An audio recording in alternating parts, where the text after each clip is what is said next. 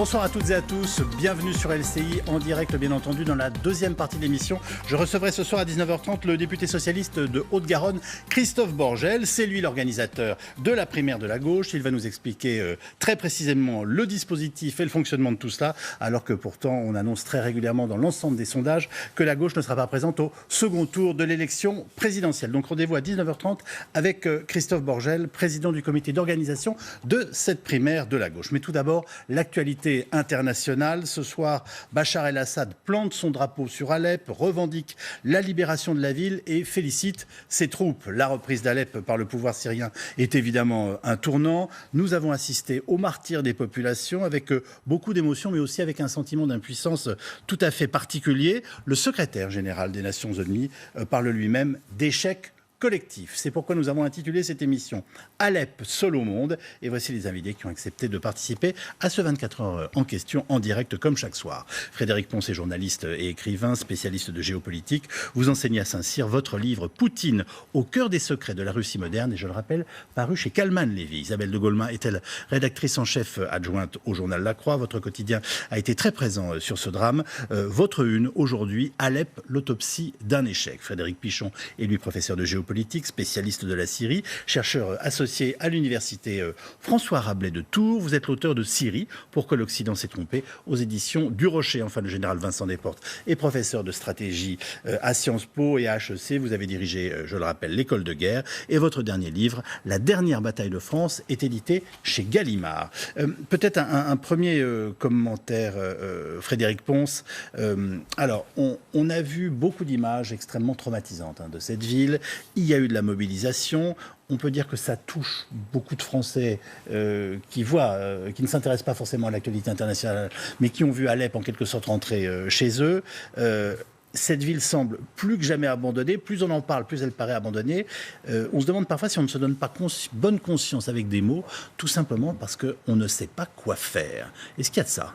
Oh, il y a de ça, évidemment. On a assisté, en tout cas en Occident, en France, aux États-Unis, en Europe, à un déluge de mots extrêmement forts. On a parlé de génocide, de massacre à grande échelle. Il y a un peu de vrai et beaucoup d'intoxication, beaucoup de désinformation sur ce qui s'est passé. Alep a été... des termes que vous employez. Oui, oui. Un peu de vrai et beaucoup d'intoxication. Oui. Le vrai est évident, ce sont les bombardements au cœur d'une ville. Et là, c'est pour ça qu'en France, en tout cas, on se sent très touché, parce qu'on imagine très bien ce que pourrait être dans Paris des bombardements par l'aviation, par des canons ou des mortiers. C'est une réalité. La population a souffert. On a oublié de dire, en tout cas les médias dominants, qu'il ne s'agit pas de l'ensemble de la ville d'Alep. Il y a des précisions qui n'ont pas été données. Pour donner une échelle, si vous voulez, les quartiers les plus détruits, on le voit sur les photos ou les séquences, pourraient correspondre à un ou deux départements, un ou deux arrondissements de Paris.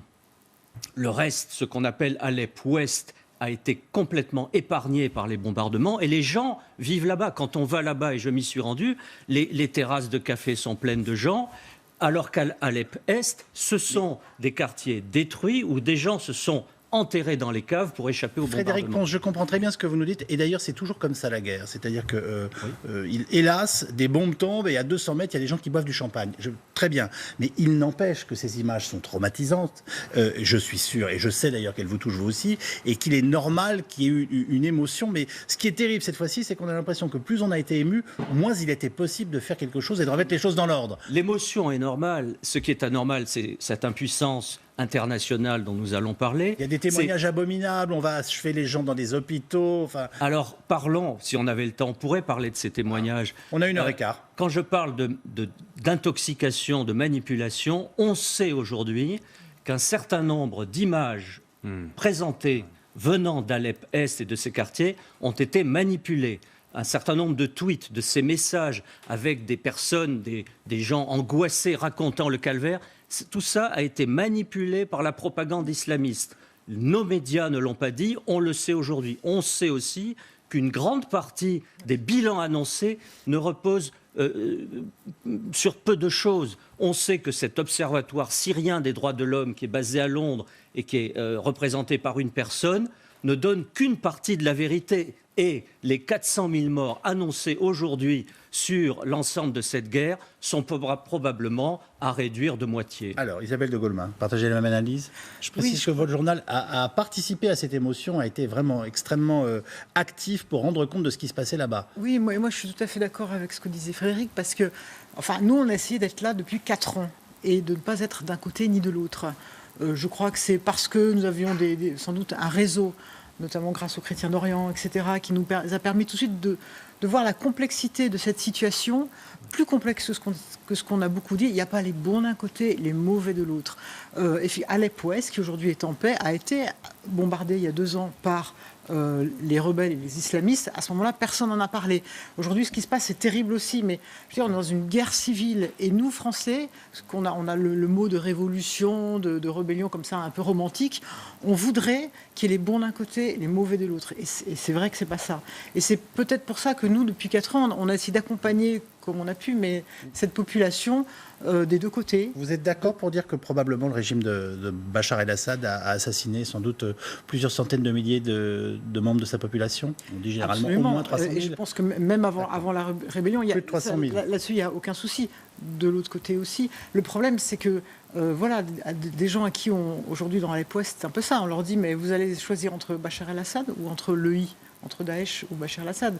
Le problème, c'est que cette petite révolte qui au début était effectivement il y avait un vrai sentiment de révolution qui finalement n'avait pas les moyens de sa révolution et qui a été très vite infiltrée, d'ailleurs à l'instigation de Bachar el-Assad, par des islamistes, etc., soutenus régionalement par l'Arabie saoudite. C'est devenu quand même aussi des gens qui n'étaient pas forcément des grands démocrates. À la lumière de ce que vous nous dites en début d'émission, j'ai envie de vous dire que l'impuissance de la communauté internationale est encore plus grave si les crimes commis n'ont pas été aussi nombreux qu'on veut bien le dire. Comment vous qualifiez la situation, vous, Frédéric Pichon? Alors, je suis assez d'accord. Je crois que c'est très important d'assumer ce décalage entre les images que l'on voit, Exactement, qui sont terrifiantes. Je l'assume. J'avais encore, hier soir, un responsable ici, syrien, qui nous décrivait des choses abominables.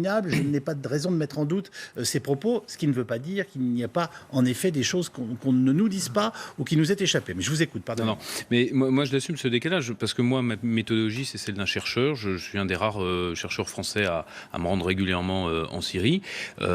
C'est sûr qu'il y a un décalage déjà dans la manière de présenter la chose, sur la question de la révolution également, mais dans le cas d'Alep, je crois on peut le dire, même si, je vais commencer par un préalable comme ça, oui. On sera bien clair. La brutalité des bombardements russes et la brutalité de tout bombardement, en fait, un bombardement c'est brutal par définition, a consisté à faire en sorte de décourager les quelques civils qui restaient encore dans cette poche rebelle et d'obtenir le résultat qui a été le résultat, c'est-à-dire la reddition. En réalité, ce qui s'est passé à Alep, c'est pas la reprise par l'armée, c'est à la suite d'un accord géopolitique d'ailleurs entre les Russes et les Turcs, l'immense majorité des Katibas a eu un sauf-conduit pour partir. Le dernier carré, et j'ai envie de dire le dernier carré pour lequel la Tour Eiffel s'est éteinte hier, ce sont les irréductibles. Ce sont les djihadistes. C'est un peu gênant d'éteindre la Tour Eiffel pour Fatah el-Sham.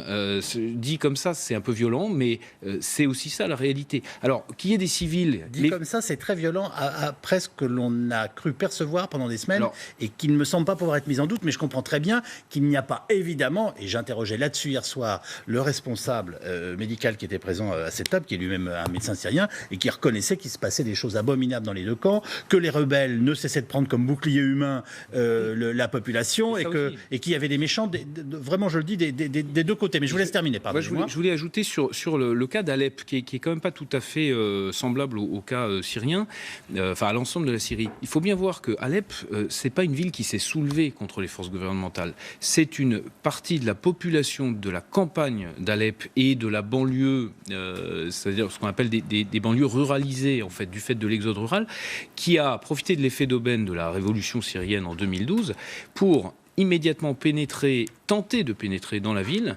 Et il faut dire qu'elle s'est tirée une balle dans le pied aussi, cette révolution syrienne. Il y aurait pu y avoir effectivement quelque chose qui serait né, une forme de société civile syrienne. Mais cette rébellion, elle a commis des exactions dès le début. Elle a coupé l'eau à l'ensemble du peuple syrien. Et elle a poussé dans les bras du régime, en réalité, les civils qui vivaient dans ces quartiers est, qui sont allés dans la partie est, qui comptaient encore 850 000 habitants aux dernières nouvelles.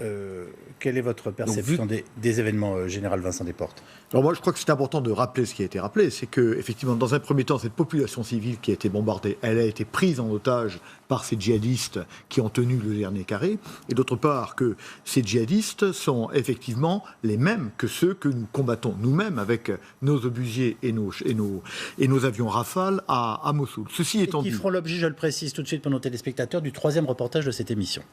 Voilà. Ceci étant dit, moi je pense que si la tour Eiffel s'est éteinte, je pense que c'est autant pour la population civile qui a quand même énormément souffert, on ne peut pas le dire, et on ne peut pas ne pas avoir un sentiment pour ces gens qui ont été pris en otage de part et d'autre, et qui sont les victimes, comme les civils sont toujours les victimes de toutes les guerres, et de plus en plus. C'est d'abord pour ça, je crois, qu'elle s'est éteinte, cette tour Eiffel, et puis elle s'est éteinte aussi, je crois, peut-être sans savoir, pour nous rappeler qu'au fond, c'était le fait qu'elle s'éteigne montrait la mort, effectivement, du système international, qui avait été totalement incapable de réguler le conflit en Syrie, ni dans un sens, ni dans un autre, et qui finalement, par son effondrement, a laissé la violence la plus barbare de part et d'autre se déployer. Isabelle de Goulmin. Oui, ce qui est terrible, c'est que moi j'ai l'impression qu'on a les mêmes images que la SDN en 38-40, enfin qu'on a une espèce d'impuissance de l'ONU, enfin la nuit, il y a 2 jours, l'impuissance de l'ambassadrice américaine, etc. Les gens parlent, mais rien ne fait, personne n'a voulu vraiment la paix. C'est-à-dire que cette population, elle s'est retrouvée otage d'un côté de la Russie et de la Turquie et de l'Iran, et de l'autre côté des États-Unis qui n'ont pas non plus mis tout leur poids dans la balance pour avoir la paix sur Alep. Donc c'est vrai que c'est terrible. Finalement, c'est un constat d'échec. On est au XXIe siècle. Eh ben, on n'arrive pas à avoir un système de régulation internationale pour la paix. Dans ce premier tour de table, disons les choses simplement, est-ce qu'on a peur des Russes ? Non, on a peur de notre impuissance, l'impuissance occidentale. Les Russes ont pris cette dimension géopolitique et militaire importante parce qu'en face, c'est-à-dire du côté américain, du côté européen, il n'y avait rien, ou des ectoplasmes. Obama n'a pas eu de politique étrangère, et quand il l'a eu à un certain moment en 2013, il a calé au dernier moment, à un moment où il était peut-être encore possible de frapper Bachar el-Assad et de calmer cette guerre et de ne pas arriver à ces massacres auxquels nous assistons. Et dans la foulée d'Obama, David Cameron et François Hollande ont cédé aussi et n'ont pas su mettre en place la politique qui aurait pu permettre de réduire ces violences et de contenir la Russie. Et la Russie, alliée à l'Iran, et aujourd'hui, curieusement, à la Turquie, malgré des difficultés entre eux, eh bien, ces pays-là ont occupé un terrain qui leur était laissé libre par l'impuissance européenne et américaine. Rappelons l'actualité de donc ce début de soirée. Les forces de Bachar el-Assad ont donc repris le contrôle d'Alep. Le siège aura duré 4 mois. Ce soir, les premiers bus de civils peuvent enfin quitter la ville. Plus de 150 000 personnes ont été déplacées et probablement on parle de milliers de morts. Antoine Bourdarias avec Iliana Azenkot. Entre 2 bombardements, les civils se pressent dans cette école du quartier Al-Khalassa, dans la zone est d'Alep. À l'intérieur, des dizaines de cartons empilés, remplis de vivres, envoyés par l'aide internationale. Ces visiteurs sont stupéfaits. Les rebelles, qui viennent de fuir les lieux, leur avaient caché cette réserve. Ils cachaient toute cette nourriture ici. On n'avait même pas le droit de manger un bout de pain. On mourait littéralement de faim. On s'était habitué à dormir le ventre vide. Des civils affamés par les combattants et qui se battent quotidiennement pour manger à leur faim. Ici, il ne reste plus grand-chose à part des aliments de base, la plupart du temps hors de prix. On n'a plus rien. Il n'y a pas de lait, pas de viande. Il n'y a même pas de citron. Ils ne nous donnent rien. 1 kilo de sucre coûte 16 $, 1 kilo de riz 3 $. Je jure devant Dieu que j'ai acheté 1 kilo de farine à 5 $ pour nourrir mes enfants. Et ils nous donnent 5 morceaux de pain. Vous imaginez, tous les 2 jours, pour ma famille entière. Les bras chargés de carton, ces habitants ne tardent pas à rentrer chez eux. Dans les quartiers voisins, les tirs reprennent entre les forces du régime et les rebelles. Un mois, jour pour jour, après le début de l'offensive de l'armée syrienne, l'avancée vers l'est d'Alep a été fulgurante. Depuis 3 jours, l'opération entre dans sa phase finale. Les rebelles sont désormais coincés dans une dernière poche de résistance. Ce n'est plus qu'une question d'heure. Le régime est sur le point de contrôler la totalité de la ville. Mais le sort des civils inquiète de plus en plus. Depuis le début de la semaine, des dizaines de milliers de personnes sont prisonnières des combats et de nombreux témoignages dénoncent un massacre des milices pro-Bachar al-Assad. Autour de moi, il y a 50 000 personnes, des femmes, des enfants, des personnes âgées qui peuvent subir une boucherie. Je vous implore, j'implore toutes les consciences, sauvez-nous. Aujourd'hui, c'est peut-être notre dernière communication. Beaucoup de familles ont été blessées ou tuées en essayant de fuir directement par la ligne de front. Mais les forces du régime leur ont tiré dessus. Pour l'instant, nous n'avons aucune information sur le nombre de familles qui ont été tuées. On ne sait vraiment pas combien de personnes il reste dans ces quartiers. Depuis 3 jours, un cessez-le-feu semble impossible à mettre en place. Mais ce matin, le régime et les rebelles sont finalement parvenus à un accord. Dans ces bus et ces ambulances qui arrivent de la zone Est, les premiers civils évacués de la zone de guerre pour être soignés et ravitaillés. Déjà une victoire pour Bachar al-Assad, qui a félicité ses troupes sur la page Facebook de la présidence syrienne.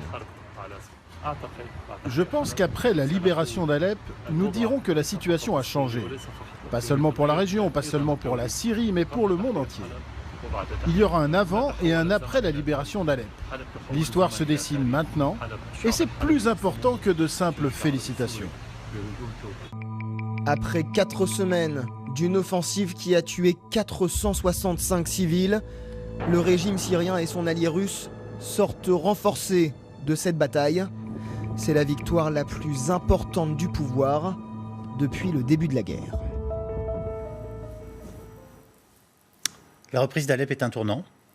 Un tournant militaire incontestable, puisque le régime de Bachar el-Assad est en train de reprendre ou a repris la deuxième grande ville du pays, une ville emblématique, une ville commerciale, industrielle très importante, un carrefour stratégique au nord de la Syrie, mais la guerre n'est pas finie. Donc c'est un tournant parce que ça va conforter l'armée de Bachar el-Assad, ça conforte la stratégie des Russes, qui sont les grands vainqueurs, avec l'Iran dans cette affaire. Mais tous ces djihadistes qui ne sont pas morts à Alep ont été exfiltrés vers d'autres places fortes, Raqqa, en Syrie, au nord-est de la Syrie, qui est leur capitale aujourd'hui, prise dès 2012, et puis Idlib, qui est à 60 km à peu près au sud-ouest d'Alep, qui est leur autre grande place forte qu'ils contrôlent depuis 2015. Et donc on va avoir, dans les semaines qui viennent, 2 nouvelles places fortes auxquelles va s'attaquer l'armée syrienne. Frédéric Pichon. Alors j'ai envie de dire que c'est un tournant, mais c'est surtout la conséquence d'un tournant. Et ce tournant, ça a été, à mon avis, cet accord russo-turc de l'été, du mois d'août. Et c'est là qu'on voit l'impuissance effectivement de l'Occident, entre guillemets, ou de la communauté internationale. C'est-à-dire que désormais, il y a des puissances qui opèrent à leur guise, sans demander leur avis à quiconque, qui changent d'ailleurs, qui pratiquent sans doute une forme de machiavélisme aussi. Il faut rappeler quand même que la Turquie avait abattu un bombardier russe. Ils sont capables de se réconcilier, de se parler, ne pas s'aimer forcément, mais de faire converger leurs intérêts. C'est ça qui a permis la libération d'Alep. Ce qui est intéressant aussi, qu'on ne voit pas, c'est que vous parliez de Idlib. Alors effectivement, actuellement, la province d'Idlib, c'est une province qui est passée sous la coupe des djihadistes en avril 2015, avec la bénédiction d'ailleurs du Qatar, de l'Arabie Saoudite et de la Turquie. Actuellement, les rebelles les plus extrémistes, les plus radicaux, les djihadistes, sont exfiltrés vers cette province. Dans cette province se concentre à peu près tout ce qu'il y a de hors EI, hors État islamique, tout ce qu'il y a de dangereux. Donc vous avez le parti islamique du Turkestan, vous avez des Tchétchènes, vous avez des djihadistes de tous les pays arabes. Et ce qui se passe depuis maintenant 3 mois, 4 mois, c'est que l'armée américaine elle-même frappe dans cette province. Elle a fait des frappes de drones, elle a décapité un certain nombre de chefs de commandement d'Al-Qaïda, enfin du Front al-Nusra. Et récemment, il y a un Thunderbolt 10 qui a survolé et bombardé la région. Ça veut dire un avion avec un pilote. Ça veut dire qu'il y a de la coordination, à minima, avec les Russes et les Syriens. Alors, j'insiste parce que nous consacrerons à la fois sur la situation de la communauté internationale et les propos du secrétaire général de l'ONU qui parle quand même, je le rappelle, d'échec collectif, et sur la situation de lutte contre l'EI, les 2 prochains reportages. Mais vous nous avez dit des choses très fortes et perturbantes en début d'émission quant à la situation, au nombre de morts et même, je dirais, à la guerre de communiquer. Je ne sais pas comment il faut l'interpréter. Et je me mets à la place d'un téléspectateur qui, lui, est particulièrement ému par ces images, et c'est normal, et qui se demande ce qui se passe là-bas. Vous contestez les chiffres, vous pensez que la presse française n'a pas abordé ça de façon saine. Enfin, comment vous répartissez les choses? La difficulté, à mon avis, pour la presse française, sans jeter l'opprobre, c'est qu'on a beaucoup été suiviste par rapport à la diplomatie française. Voilà. Et que donc, on a beaucoup suivi les rebelles, on a donné beaucoup d'informations sur eux et on a un peu oublié l'autre côté. Et du coup, on ne s'est peut-être pas méfié d'une forme de manipulation de ces gens-là. Et là, c'est sûr, dans les images, il y a du vrai, mais il y a aussi du faux. De l'autre côté aussi, d'ailleurs. Hein. Je pense que... Voilà. On a eu tendance à dire, voilà, c'était les bons, il fallait qu'on soit à leur côté, etc. Sans toujours voir ce qu'il y avait de manipulation, y compris, par exemple, pour le gaz. Alors, on ne sait pas... Vous nous diriez qu'il y a un aspect, avec ce qu'on a connu dans les années 70 à Beyrouth, où on avait 4 immeubles qui étaient totalement détruits, et en effet, dans le pâté de maison de derrière, des gens qui avaient une vie normale. Il faut faire très attention à ce qu'on dit, parce que prenons du temps, voilà. Oui. Prenons du temps pour examiner les choses. On boive le champagne. Nous, on a eu hier toute une conversation avec des gens qu'on connaît, qu'on suit depuis longtemps, une communauté de religieux là-bas qui, s'occupe d'un hôpital, et qui sont dans le côté ouest. Et non, ils ne boivent pas du champagne. Franchement, c'est super dur aussi pour eux. Mais c'est vrai qu'ils n'ont plus de bombardement. Donc voilà, c'est pas aussi caricatural que ça. Ce qui est peut-être effectivement un peu embêtant, c'est que la presse française, dans son ensemble, a un peu pris parti tout de suite contre Bachar el-Assad. De fait, c'est un monstre, c'est un dictateur, etc.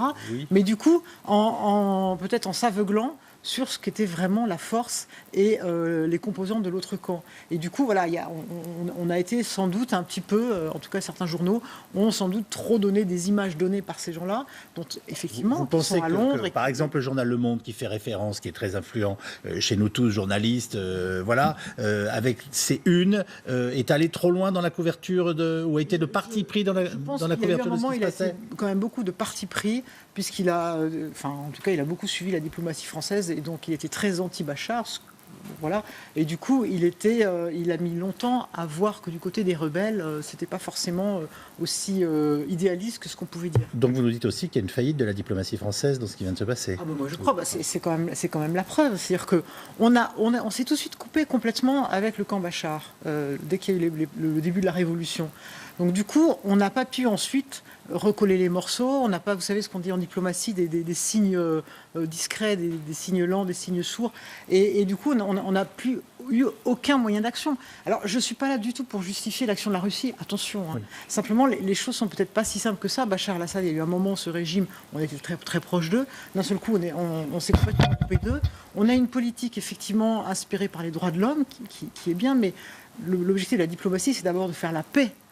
Et c'est vrai que peut-être que pour faire la paix, il fallait arriver à un petit compromis. Et une fois qu'il y aura la paix, Bachar el-Assad, à mon avis, il ne va pas durer. Enfin, je l'espère. Alors, je sais pas ce que vous avant de faire la paix, je voudrais qu'on revienne sur les aspects guerriers avec le général Desportes. Et je reviens vers vous aussi sur la contestation que vous faites d'un certain nombre de chiffres et d'images qui ont été vues, qui sont très importantes. Les témoignages qui arrivent très directement en ce moment.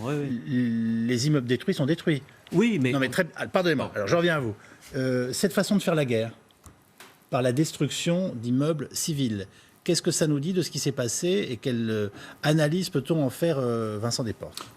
Quand on fait la guerre en ville, on la fait forcément au milieu des immeubles et des populations. On ne peut pas faire la guerre en ville sans imaginer les immeubles détruits. Toutes les guerres en ville ont été extrêmement destructrices. Excusez-moi, moi, quand je vois ça, ça me fait penser aux images de Dresde à la fin de la guerre. Ou de Stalingrad, ou de Leningrad. Ou de Stalingrad, d'accord. Et peut-être bientôt de Mossoul. Toutes les guerres en ville se passent de la même manière. Et désormais, on le sait, la guerre se déroulera toujours en ville. Toujours, puisque la guerre opposera toujours de plus en plus un fort et un faible. Et le faible redeviendra fort en allant se battre dans les villes qui ont un effet nivelant par rapport à la puissance militaire. Donc ce qu'on voit là, il faut bien imaginer que ce sont les images... Sauf si on décide de tout écraser, et sur les quartiers qui sont détruits, c'est la perception qu'on en a. Si on décide de tout écraser. Oui, mais c'est bien ce que je dis. La guerre sera en ville, et la guerre finalement sera gagnée par la destruction. On ne peut pas faire autrement. Ce sera comme ça. Donc ces images-là, on va les voir pendant des années et des années et des années, parce que toute guerre, désormais, se passera en ville. Vous pensez qu'il y a eu de la guerre chimique, qu'on a utilisé des armes on parle de chlore, enfin de tas de trucs abominables. Je n'en sais rien. Ce dont je suis Vous n'en savez vraiment rien? Non, ce dont je suis sûr, c'est que tout communiqué militaire est d'abord un communiqué politique, et donc il ne faut pas le croire, et que toute image de guerre est d'abord une image politique, et qu'elle est toujours diffusée par quelqu'un qui a un intérêt à la diffuser. Et quand on fait courir un bruit, c'est parce qu'on en attend un avantage ou un effet politique. Donc je crois qu'il faut être toujours extrêmement prudent et savoir décoder au deuxième degré les images et les discours. Je vais utiliser une image qui va choquer à ce stade de l'émission. On dit très souvent, si on avait eu la télévision et la presse pour voir ce qui se passait pendant la Seconde Guerre mondiale, notamment dans les camps de concentration, la guerre n'aurait pas été la même. Quand je vous écoute, je me dis qu'elle aurait été la même malgré les images. Non, alors les camps de concentration, j'en sais rien. Pardonnez-moi de prendre une image excessive, mais c'est pour qu'on aille au bout de votre logique. Oui. Alors, c'est pas absolument évident, si vous voulez, mais effectivement, si les Américains avaient eu accès aux Allemands courants recouverts de napalm dans les rues de Dresde ou de Hambourg, il est possible que quelque chose se serait passé aux États-Unis. Il est vrai qu'aujourd'hui, on ne peut pas conduire la guerre comme on l'a conduit il y a 70 ans. Oui. C'est devenu impossible pour deux raisons. D'abord, à cause de la perception de la souffrance, du prix de la vie humaine qui a coûté, et d'autre part, effectivement, parce que ces images-là arrivent tous les soirs à 20h dans les foyers qui regardent la télévision. Donc on ne peut pas le faire, de la même manière. On a quand même l'impression que la Russie mène ses guerres de cette façon-là et sans aucun handicap. Nous-mêmes, c'est bien. Et sans aucun problème moraux. Alors c'est peut-être une façon très efficace de faire la guerre. Hein, c'est bien la faiblesse de l'Occident aujourd'hui, c'est que probablement, à juste titre, elle met des bornes à l'emploi de la violence, alors que de l'autre côté, il n'y a pas de bornes. C'est-à-dire que M. Poutine ramène la guerre à ce qu'elle est, c'est-à-dire un affrontement de la violence sans appliquer de principes moraux. Mais la guerre est là. Et on voit bien, vous savez, en guerre ou en action internationale, etc., on se donne les limites, on se donne les bornes qui n'empêchent pas de conduire, sa propre politique. Oui. On doit se rappeler quand même que les Américains ont fait des camps quand même quelque part de concentration de Japonais pendant la Deuxième Guerre mondiale. Ils ont détruit des populations civiles contre le droit de la guerre à Hambourg et à Dresde, vous le rappeliez, comme les Allemands l'ont fait à Coventry. Donc on voit bien que le droit de la guerre, c'est quelque chose qui est parfaitement évolutif, parce que le droit n'est jamais que le reflet de la force. Et on se rappelle ce que disait McNamara, et c'était très intéressant. McNamara disait: si nous avions perdu la guerre, je sais bien qui aurait été au tribunal, sur les bancs des accusés, au tribunal de Nuremberg. Vous nous dites que ce sont les vainqueurs qui systématiquement écrivent l'histoire et comme ils ont envie de l'écrire et de la raconter. Naturellement. C'est toujours comme ça. Même quand le général de Gaulle nous fait croire qu'on a gagné la Seconde Guerre mondiale. Le général de Gaulle n'a jamais fait croire qu'il avait gagné la Deuxième Guerre mondiale. Le général de Gaulle a ramené la France du côté des vainqueurs. Il a redonné son honneur au peuple français. Mais je vois qu'il y a des choses qu'on ne peut pas dire. Comment ? Non, je vous laisse. Non, mais je crois que c'est important. Mais il sait bien, le général de Gaulle, que la libération de la France, et il le savait depuis le mois de juin 40, allait d'abord être l'action des forces anglo-saxonnes, américains et britanniques. Il le savait. Mais il a rétabli la France au bon niveau pendant cette libération. Dans quelques instants, Frédéric Pons et Frédéric Pichon nous expliquent pourquoi ils contestent notamment les chiffres et une partie des images que l'on voit depuis des semaines sur les télévisions. Bien entendu, nous évoquons aussi avec nos reportages l'impuissance de l'ONU et nous irons voir ce qui se passe aujourd'hui à Palmyre, à Raqqa ou à Mossoul, puisqu'il y a aussi une guerre contre l'État islamique qui est toujours en cours. Vous restez avec nous et j'attends vos questions bien entendu sur les réseaux sociaux. À tout de suite.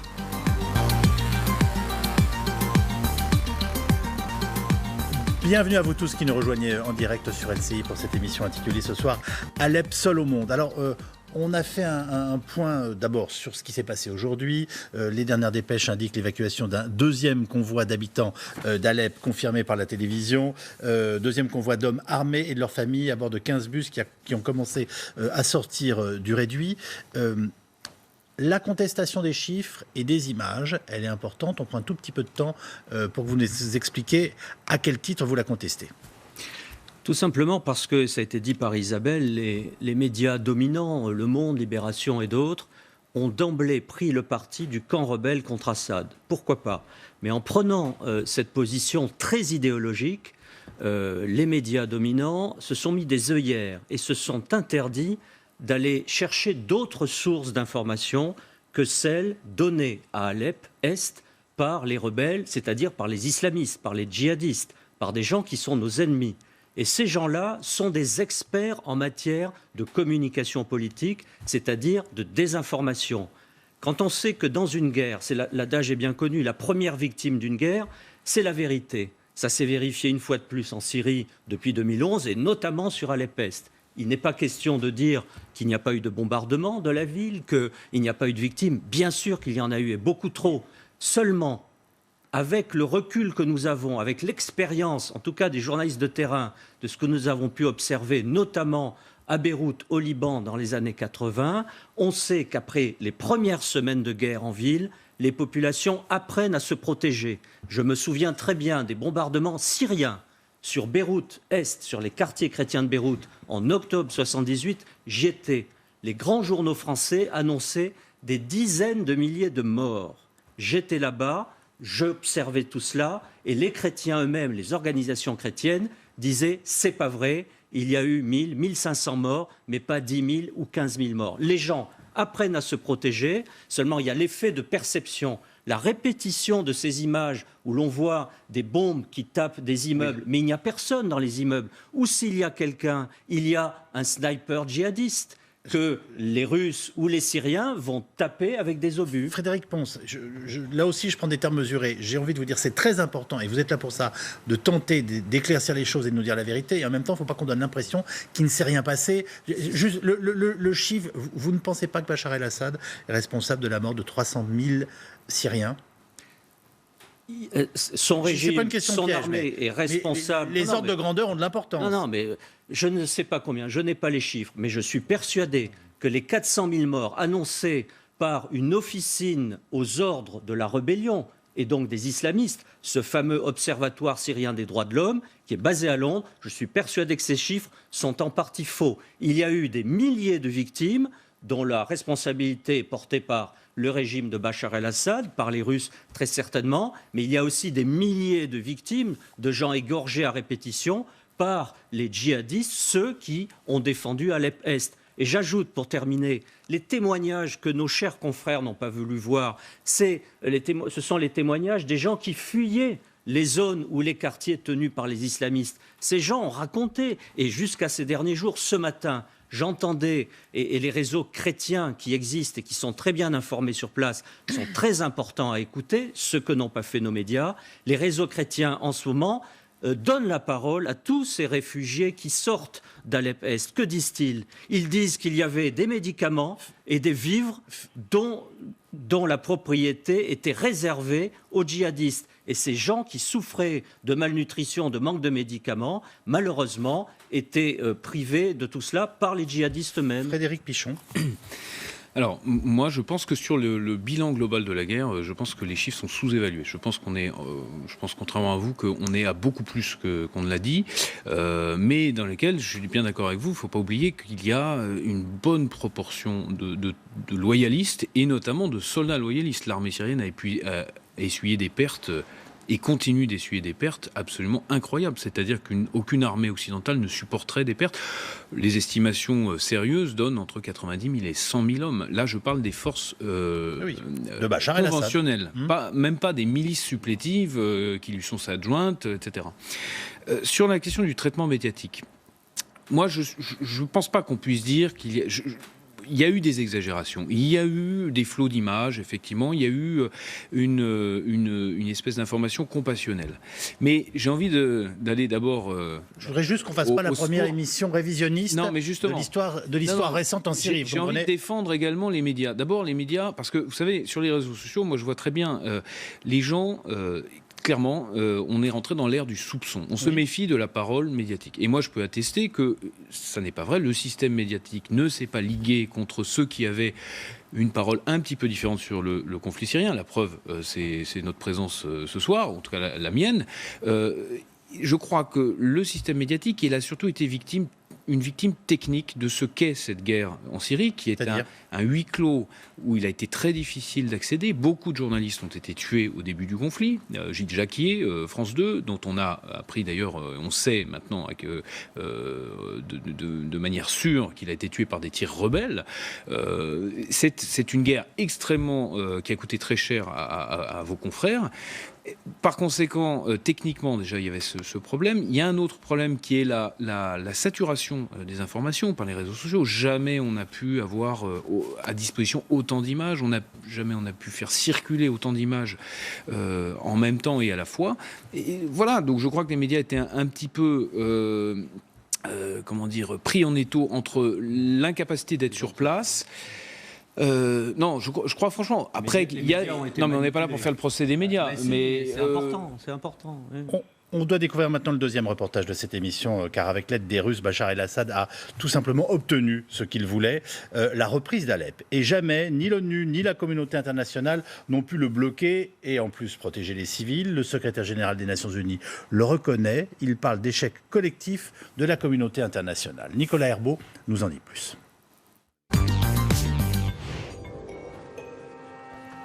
Une énième réunion d'urgence du Conseil de sécurité des Nations Unies et un énième aveu d'impuissance. Nous avons collectivement échoué à aider les civils syriens. L'histoire ne nous pardonnera pas facilement. Mais cet échec nous oblige à faire encore plus pour offrir au peuple d'Alep notre solidarité. Mardi à New York, une nouvelle fois, le monde regarde les deux grandes puissances s'opposer sur la question syrienne. Nous avons ici 3 États membres des Nations Unies qui contribuent à resserrer l'étau autour des civils. Vous devriez avoir honte. Mais au contraire, on dirait que cela vous encourage. Vous planifiez votre prochain assaut. Êtes-vous vraiment incapable de ressentir de la honte ? Comme à chaque fois, le ton ne monte pas, mais les ambassadeurs se rendent coup pour coup. Je trouve très étrange votre intervention. C'est comme si vous considériez votre travail de diplomate comme si vous étiez Mère Teresa. Je vous prie de bien vouloir vous souvenir du bilan de votre pays avant de donner votre opinion. Une accusation qui vise l'administration Obama, très peu impliquée en Syrie. Les Russes bloquent totalement toute action de la communauté internationale. Ils ont opposé 6 fois leur veto depuis le début du conflit. L'urgence humanitaire concerne la ville d'Alep, dernière étape de la reprise en main de la Syrie par le régime de Bachar el-Assad. S'il regagne la deuxième ville du pays, c'est aussi une victoire pour la Russie. Depuis plus d'1 an, l'armée russe intervient militairement dans le conflit. Elle dit combattre le terrorisme, mais ne distingue pas Daesh des groupes rebelles opposés au régime. La Russie a donc sauvé de la déroute l'armée syrienne et évité la chute de Bachar el-Assad. Nous pensons que c'est une grave erreur de refuser de coopérer avec le gouvernement et l'armée syrienne. Moscou et Damas sont de vieux alliés. La Russie souhaite conserver sa base militaire de Tartous et peser enfin dans les relations internationales, devenir un acteur clé face aux grandes puissances chinoises et américaines. Dans l'autre coalition qui combat Daesh, on trouve des pays arabes, mais aussi les États-Unis, engagés timidement dans ce conflit. Je reconnais volontiers que nous n'avons pas obtenu les résultats que nous attendions dans ce conflit à Alep. Mais c'est offensant de suggérer que le gouvernement des États-Unis et le monde ne font rien. La France aussi bombarde le pays depuis 1 an. Avec les 27 pays de l'Europe, Elle tente justement de dialoguer avec la Russie, tout en restant ferme. Les régimes qui soutiennent Bachar el-Assad prendront la responsabilité de cette situation extrêmement grave pour les populations. La Russie prend des engagements qu'elle ne tient pas, alors maintenant il est temps qu'on arrive à cette trêve et à cette urgence humanitaire si nécessaire. Les relations diplomatiques peuvent-elles évoluer rapidement?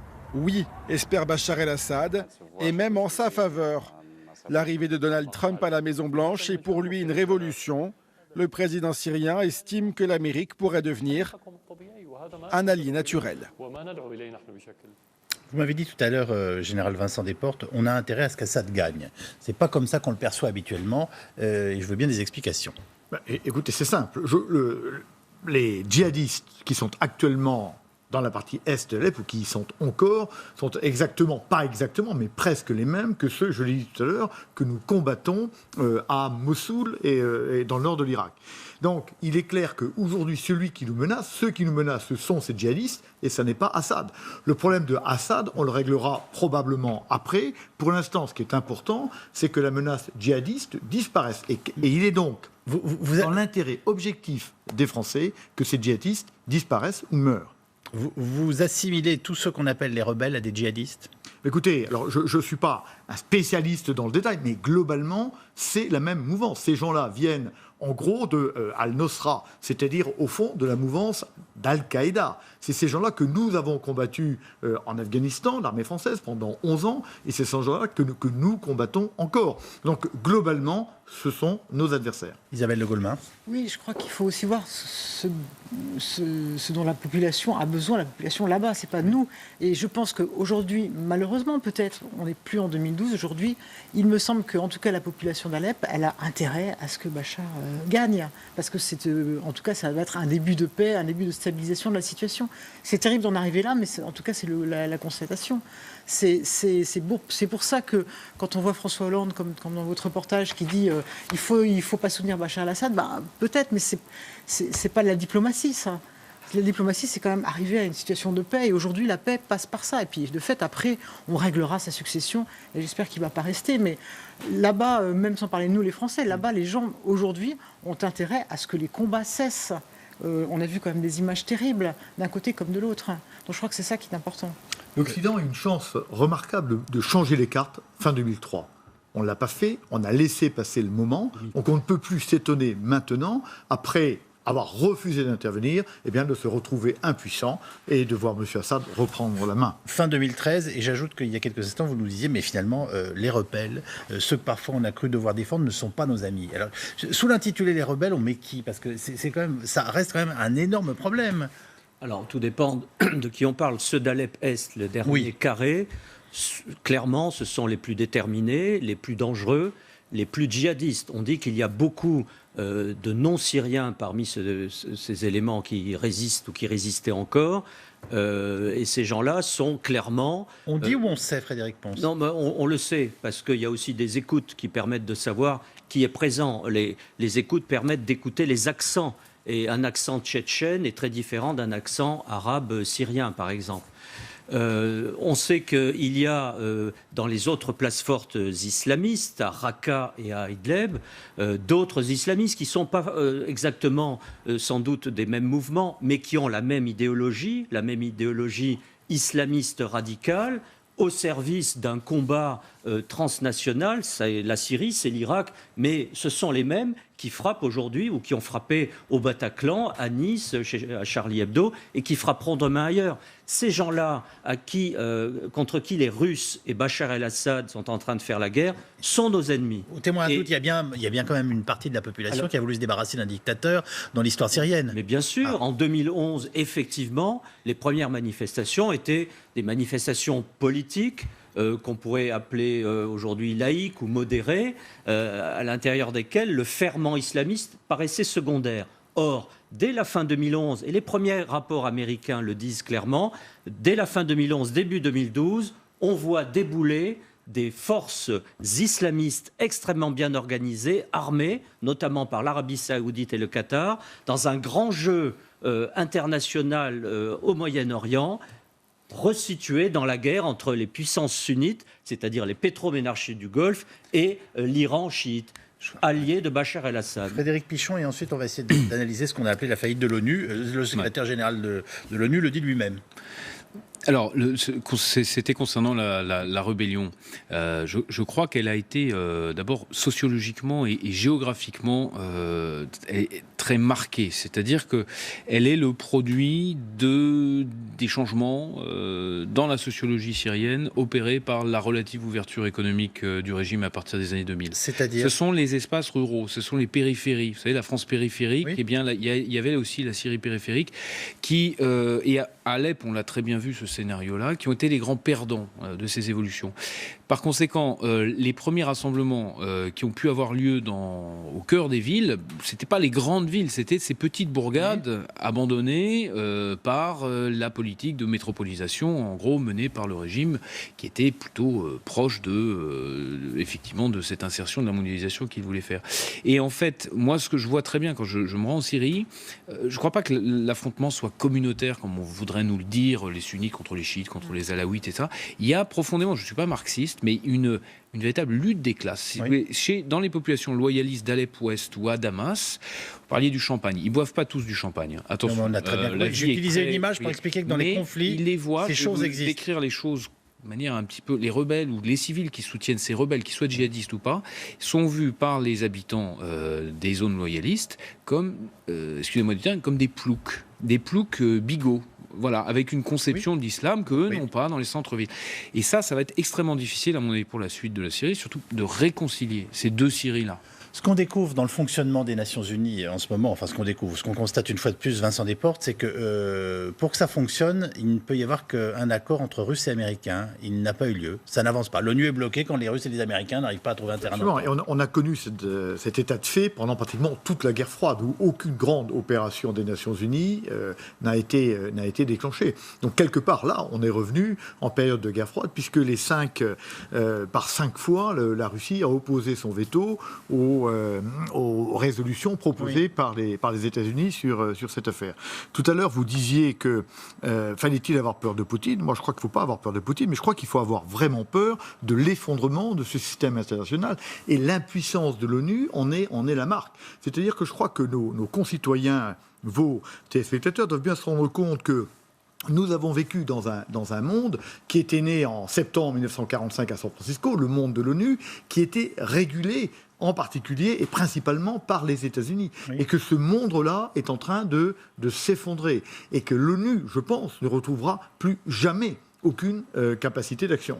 Et que donc, on va être obligé de réinventer un nouveau système international. L'illusion du monde dans lequel nous avons vécu est en train de s'effondrer. Je vous affirme qu'il y a une crainte de Vladimir Poutine qui est importante. Je vois passer des quantités de questions qui nous disent mais est-ce que c'est le déclenchement de la Troisième Guerre mondiale ? Que va-t-il se passer avec Poutine ? Si vous voulez, la perception très simple qu'on a et qui est avérée, c'est qu'il a été ferme, il a fait ses bombardements, il a soutenu les Syriens, il a gain de cause. Ce soir, voilà, le drapeau syrien flotte à Alep. Et donc, pardonnez-moi, cette force, ou en tout cas cette démonstration de force, est perçue comme inquiétante, ne serait-ce que parce que sans doute, on se perçoit nous aussi comme faibles. C'est exactement ça. Mais ce qui fait peur, c'est notre faiblesse. C'est pas Monsieur Poutine emploie la force et a compris que le monde était régulé d'abord par la force. Lui, il a la volonté de l'utiliser. Ok, et donc derrière, il faut l'endiguer. Tant qu'on ne l'endiguera pas par une volonté politique forte, par une cohésion internationale... Ça veut dire quoi, endiguer Vladimir Poutine ? Endiguer Vladimir Poutine, c'est avoir de la volonté, c'est-à-dire être capable d'agir militairement. Nous-mêmes avons été complètement décrédibilisés par cette inaction de la fin du mois d'août 2013. À partir de ce moment-là, M. Poutine a compris que les muscles occidentaux étaient des muscles en papier, que nous ne ferions jamais rien. La Crimée, vous savez bien qu'il a testé, comme avait fait M. Hitler en son temps, c'est la Crimée, c'est l'Ukraine, etc. Il avance. Tant qu'on n'est pas capable soit de dialoguer d'égal à égal, ou alors d'opposer la force à la force, eh bien M. Poutine continuera. Et il a bien raison. Il est stratège. C'est-à-dire qu'il a une vision, il a des moyens et il les emploie. Nous n'avons pas de vision, nous n'avons pas de moyens et nous ne les employons pas. Isabelle de Golemin. Oui, c'est peut-être un peu pessimiste, mais c'est sûr que, en fin de compte, Vladimir Poutine, qu'est-ce qu'il veut montrer ? C'est que notre système démocratique occidental n'est pas bon. Et en fait, on voit bien, il agit aux marges de l'Europe pour montrer ça. Là, il agit en Syrie pour montrer ça. Et effectivement, c'est là où on peut espérer un sursaut, en tout cas au niveau de l'Europe. On parle d'une Europe de la défense qui n'existe pas, d'une Europe diplomatique qui n'existe pas. Mais c'est vrai que là, en fait, on fait tout pour... quelque part, on lui donne un tapis rouge à Poutine. Parce qu'on n'a pas une réponse démocratique à la hauteur de notre... de ce que sont nos pays, de notre civilisation.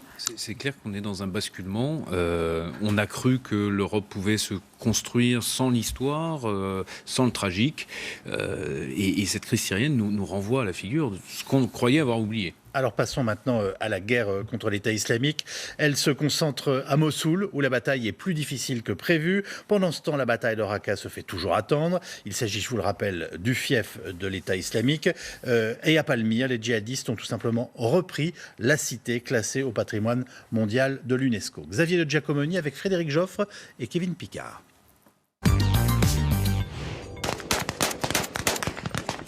Une offensive éclair au petit matin, le week-end dernier. En moins de 3 jours, l'État islamique reprend le contrôle total de la ville de Palmyre. Appuyés par des chars et de l'artillerie, les fantassins djihadistes progressent sur plusieurs axes autour de la route principale. Les bombardements de l'aviation russe ne freinent qu'à peine leur progression. Toutes nos prières vont vers Dieu qui nous a exaucés en nous permettant de libérer la ville de Palmyre. Et avec la permission de Dieu, nous allons mettre un terme à la campagne des croisés malveillants et des socialistes russes. Nous allons mener notre conquête jusqu'à la ville de Homs. Un concert symphonique dans l'amphithéâtre antique, c'était en mai dernier. Al-Assad et Poutine célébraient en grande pompe la reprise de la célèbre oasis. Aujourd'hui, l'opération de com' leur revient en plein visage. Ces images de propagande, tournées dans Palmyre, démontrent la déroute totale de l'armée syrienne. Les soldats de Bachar el-Assad sont partis en abandonnant la quasi-totalité de leur matériel lourd. 7 chars T-55, 2 chars T-62, des véhicules blindés, des lance-roquettes multiples, des lance-missiles anti-chars et même un canon anti-aérien. Si Bachar al-Assad avait voulu livrer des armes à l'État islamique, il n'aurait pu mieux s'y prendre. L'état-major russe, de son côté, fait porter la responsabilité de cette déroute aux Américains. À propos de la situation à Palmyre, l'État islamique a pu redéployer ses forces pour reprendre la ville, car les États-Unis et la coalition internationale ont totalement suspendu leurs activités militaires contre eux à Raqqa depuis le printemps dernier. Raqqa, capitale autoproclamée de l'État islamique en Syrie, la base arrière de l'organisation, son attaque par la coalition, les Kurdes, les Syriens, a été maintes fois annoncée, toujours repoussée. La ville, en plein cœur du désert, reste inaccessible, malgré les opérations d'isolement en cours depuis plusieurs semaines. L'activité militaire y est intense. Pète-le. Dans ce document, on entend des forces spéciales s'exprimant en français donner des ordres pour détruire un véhicule piégé fonçant sur eux.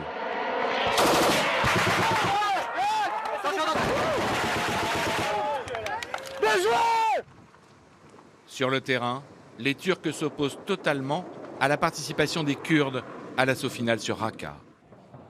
En Irak, l'État islamique résiste toujours, retranché dans son autre capitale, Mossoul. Les forces spéciales chiites progressent rue par rue, maison par maison. Chaque nouveau quartier conquis ne l'est jamais définitivement. Je tire pour éviter que les terroristes passent dans notre quartier. Je dois les empêcher de franchir la ligne qui se trouve juste en bas dans la rue. La pire crainte de ces soldats, l'attaque kamikaze au camion piégé. Le I filme ses attaques avec des drones. La tactique est quasi infaillible. Une dizaine de morts à chaque fois, de nombreux chars et blindés détruits. Un camion piégé a explosé sur notre colonne. 3 véhicules touchés. Je répète, 3 véhicules détruits. Tourne le canon à gauche. L'offensive sur Mossoul, lancée le 17 octobre dernier, devait durer quelques semaines sous les yeux des caméras du monde entier. Aujourd'hui, l'accès au front est interdit aux journalistes étrangers Et plus personne n'évoque de date pour une hypothétique victoire. On s'arrête un instant sur la situation à Palmyre. La phrase clé de ce reportage, c'est « Si Bachar el-Assad avait voulu soutenir l'État islamique, il ne s'y serait pas pris autrement ». Qu'est-ce que vous en pensez, Frédéric Pons ? Cette prise ou reprise de Palmyre par les islamistes pose beaucoup de questions, parce que on a d'abord cette fuite, semble-t-il, cette débandade du contingent de l'armée syrienne qui était là. Ils sont partis en abandonnant du matériel, pas beaucoup, des munitions, pas beaucoup. Un lance-missile solaire quand même. Oui, enfin, qui l'a vu ? Qui l'a vu ? On l'annonce, on annonce beaucoup de choses. Ce qu'on voit dans certains reportages, c'est quelques obus de mortier, ça n'est pas grand-chose.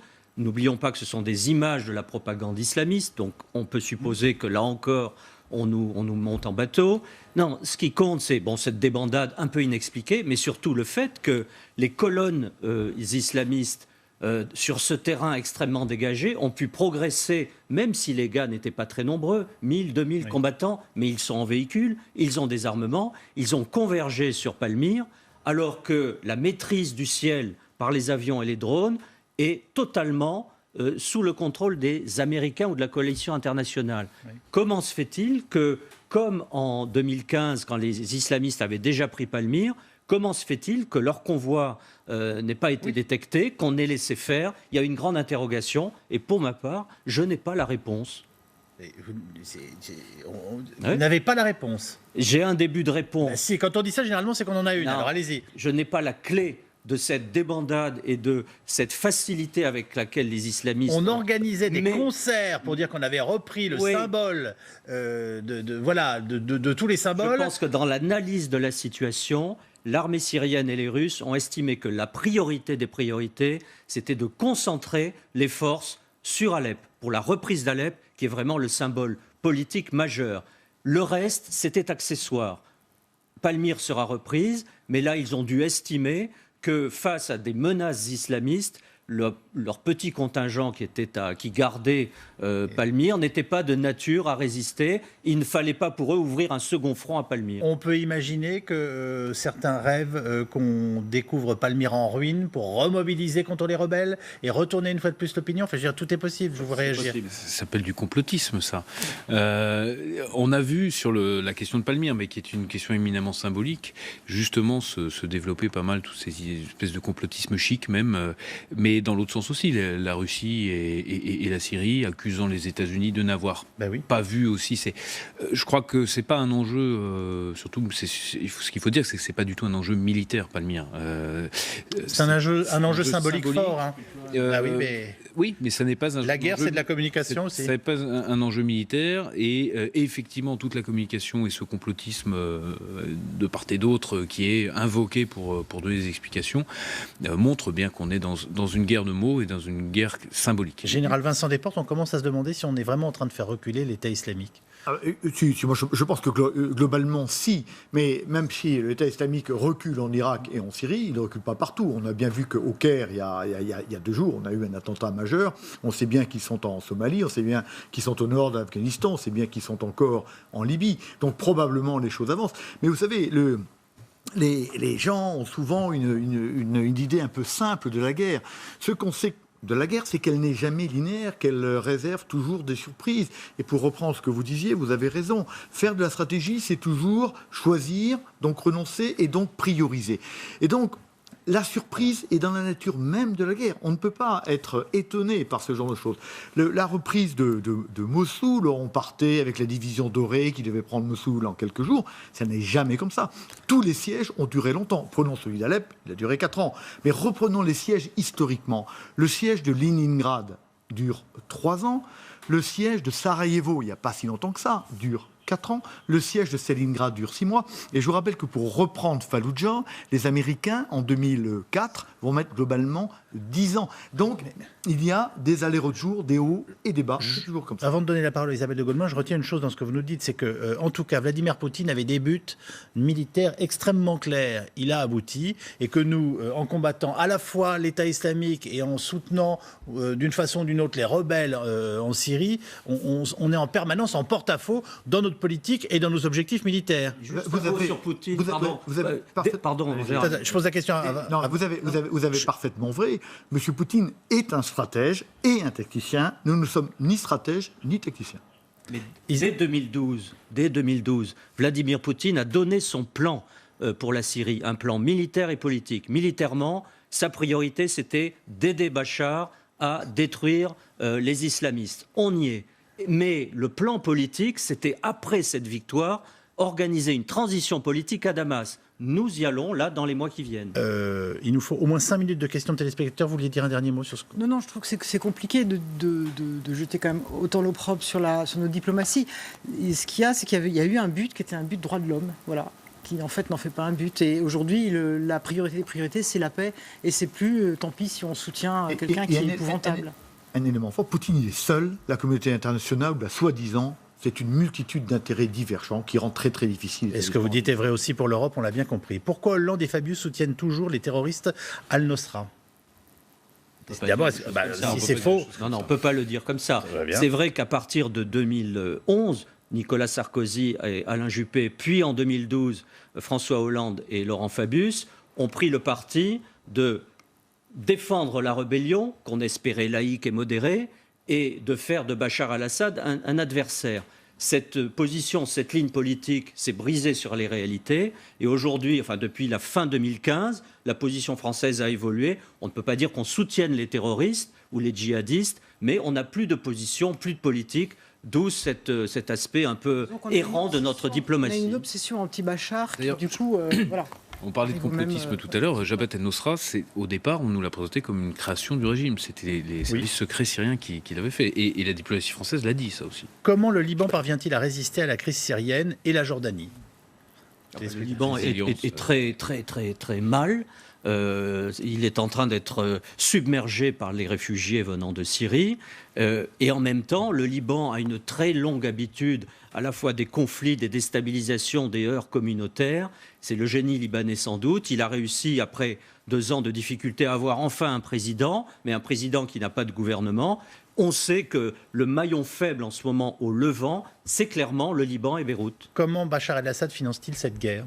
Alors c'est l'Iran essentiellement, mais ça ils sont très transparents là-dessus, ils le disent, qui effectue des livraisons, qui a ouvert des lignes de crédit d'abord, et puis des livraisons beaucoup en nature, en produits pétroliers, etc.